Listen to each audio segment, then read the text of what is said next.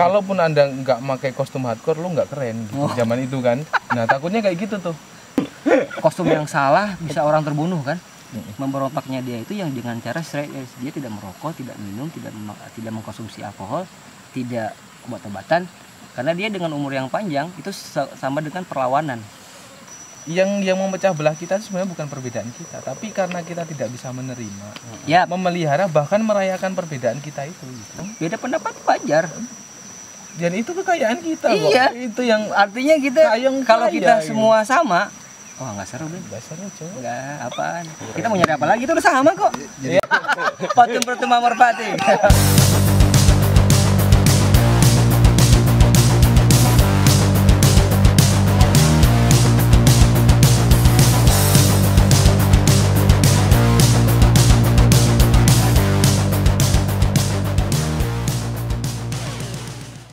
Assalamualaikum warahmatullahi wabarakatuh. Masih bersama gua Sandi Komara di channel Pop Kultus.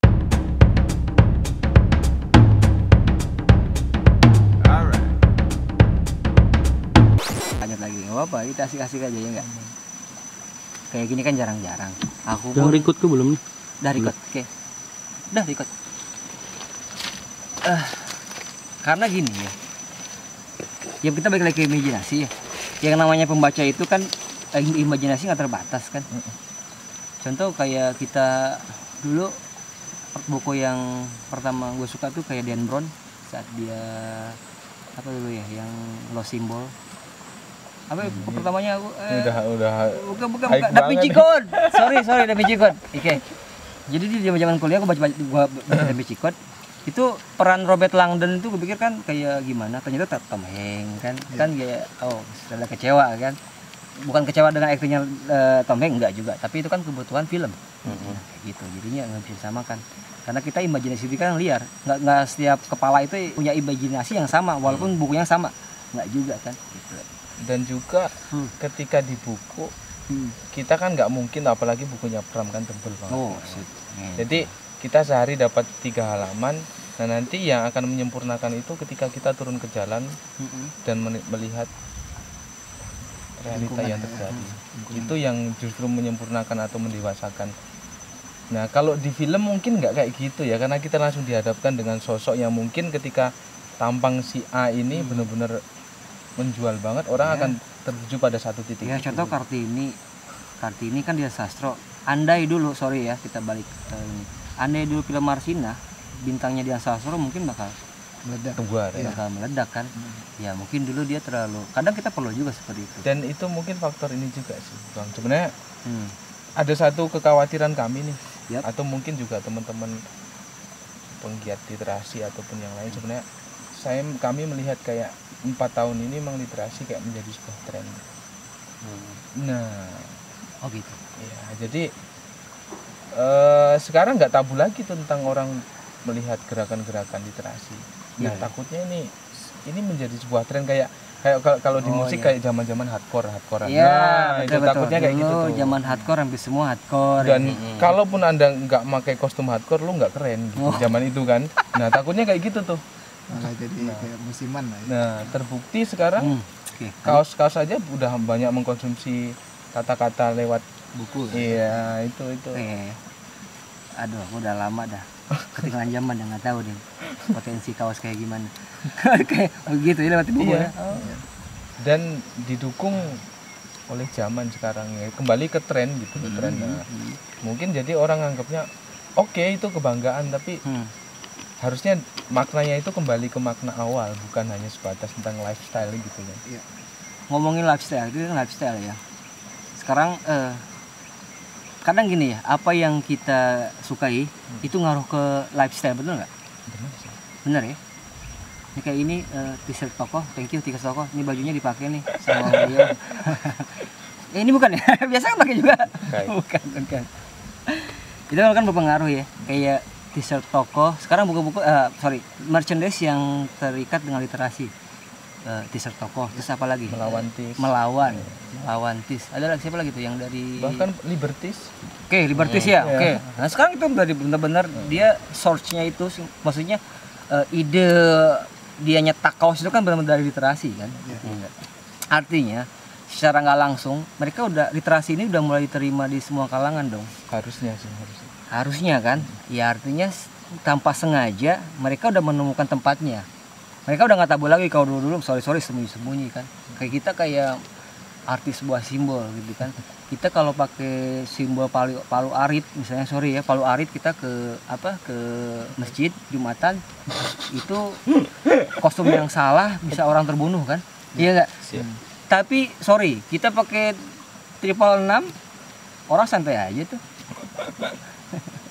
Nggak tahu lah ya. Jadi terlepas dari sebuah tren ataupun fenomena apa literasi saat ini, tapi kami cukup menghargai sih teman-teman kayak ya Libertis salah satunya di Setoko itu juga yang kita harus ambil hikmahnya bahwa dia juga meracuni. Iya betul. Dia juga melawan. Terbantu. Artinya dia menggunakan media yang hits pada saat ini kan.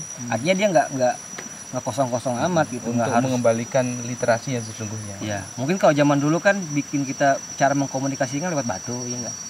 Iya. Ya dulu kan, misalnya kayak Angling Dharma gitu, gunung di grafiti pakai pedang gitu kan. Salah hapus lagi kan, kayak gitu kan. Ya sekarang karena medianya seperti ini kan, baju itu udah jadi kebutuhan yang ya bukan tersier lagi kamu kan. Udah kayak hampir primer. Iya, hampir primer kan. Kalau dulu kan ya baju apa yang ada udah ini aja gitu kan. Sekarang enggak, udah fashionnya udah sangat jauh banget. Dan jujur kemarin kan kami dikirimin tiga helai sama t-shirt Toko. Oh gitu. Terus keren. Saya mencoba membuat sesuatu, mencoba menggebrak pandangan masyarakatnya. Jadi saya memberanikan diri. Saya pakai kondangan kaos itu. Oh gitu. Jadi apa tanggapan mereka? Iya, semua orang atau biasa aja kan? Melirik kayak ini apaan nih? Oh gitu. Jadi aku pengen merubah. Kenapa kita ketika harus ke acara formal harus dibatasi dengan fashion, harus kemeja, harus. Kenapa kita nggak dibiarkan merdeka dengan? Iya. Yang jelas kita datang ke sana sebenarnya kan tujuan utamanya ya. Berikan doa restu kan. Jadi nggak harus doa restu sudah mendukung mereka kan. Nggak harus dipandang ketika kamu pakai kaos lu ditolak kan nggak mungkin dong. Tapi ada nggak kayak gitu? Kemungkinan besar kayaknya ada. Masih karena ada. Tatapan masyarakat sinis ya. Dan itu secara tidak langsung udah menunjukkan bahwa tidak suka. Stigmanya negatif ya. Oke. Dan aku harus berani hal itu. Dan aku merasa enjoy aja sih. Ya itu lah ya, makanya tadi gue bilang apa yang kita gandrungi itu berpengaruh terhadap fashion. Itu kan orang yang suka K-pop nggak mungkin mereka berpakaian kayak Pennywise atau apa, kayaknya nggak mungkin kan, atau pakai baju Fugazi gitu, kayaknya enggak, atau kebalikannya yang suka hardcore dia pakai baju BTS kayaknya enggak lah. Tapi boleh BTS Blintusi, maksudnya Blintusi Bandung. Oh enggak, kalau Blintusi benar aku. Blintusi Bandung. Iya. Kalau Blintusi ada nggak itu tuh? Blintusi. Apa tuh? Dia kan straight edge kan? Itu sudah kan sampai sekarang kan. Tapi udah lama sih nggak dengar Blintusi. Iya, masih ini straight answer kayaknya. Susah lagi straight answer ya.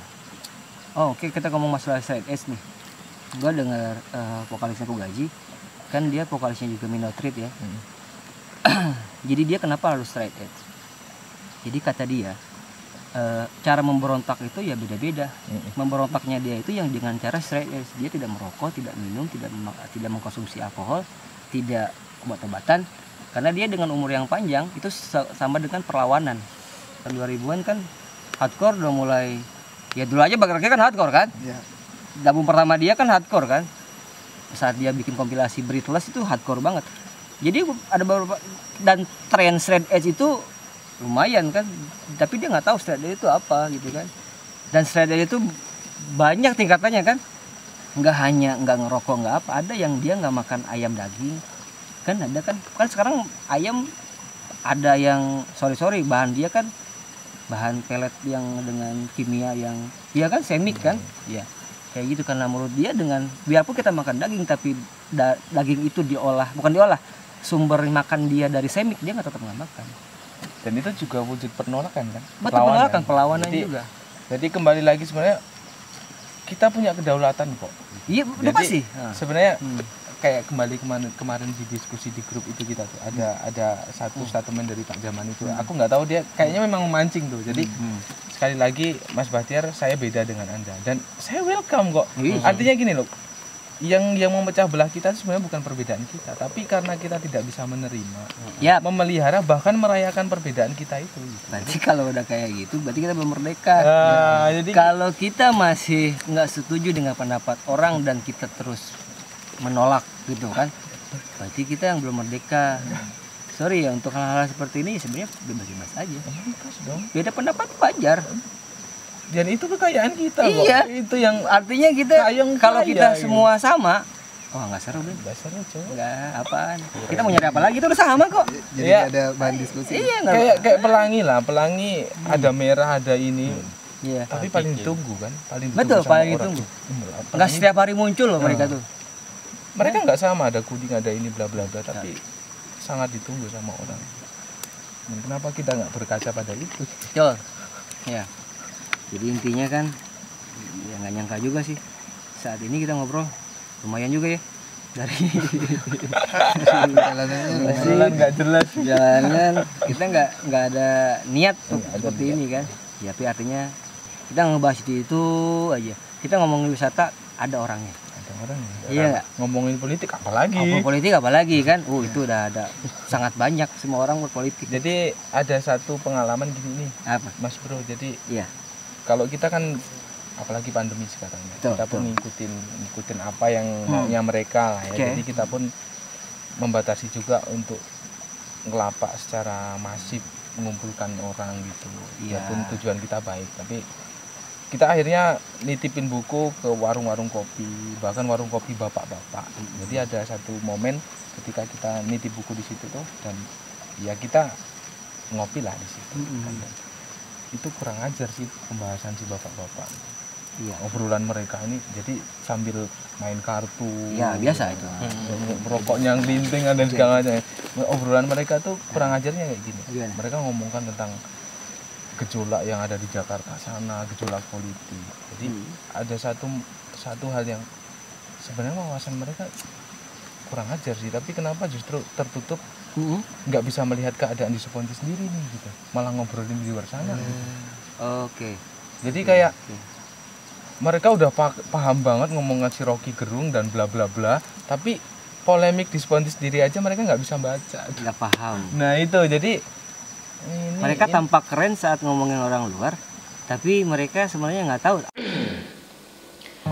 Burangkan matamu, tulikanlah telingamu, biarkan wajahmu seperti tak tahu, dan ceritakanlah pada semua tentang mimpi yang kan jadi nyata. Biarkanlah saja semua buta tulis saja.